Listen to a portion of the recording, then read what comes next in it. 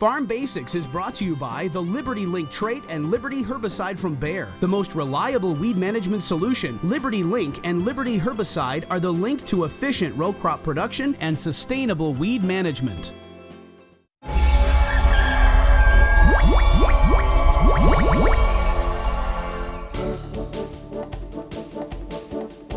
During our Farm Basics time today, we're going to discuss how farmers reduce erosion. It's interesting that you say that, Brian, because we're on our great-grandpa's farm, and you know, the spot of ground that we're standing on right now, it's kind of on a hillside, and he left this hillside into pasture because at that time their only method of weed control and seed bed preparation was to do some heavy tillage and likely multiple passes of tillage.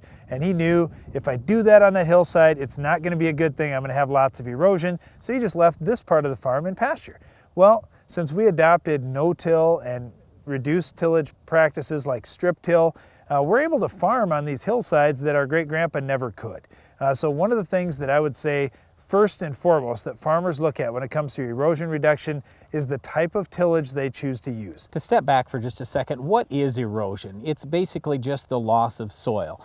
Good topsoil is going to have a nice black color to it. It's going to have lots of organic matter in it. That's decaying or decayed plant and residue material. So we want to have that good, rich, fertile soil, that good black dirt that we're dealing with.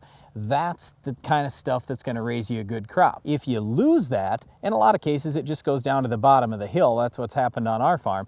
If you lose that though, it's terrible because those hilltops aren't going to produce much. What's even worse is if you lose that for good, if it ends up in a river or a stream or a lake somewhere, that's bad news. That's stuff we don't want to happen. The two types of erosion are rain or water erosion and wind erosion. So either way that your topsoil moves, that's bad. And that's the reason why we're trying to prevent the loss of it, because it's so rich, it's so great for crop production, and it's so valuable for our nation. If our nation's topsoil was completely removed, we would become poor pretty quickly because we wouldn't have food. And we'd have to go to foreign countries and they'd charge us 10 times the amount we're paying today for food.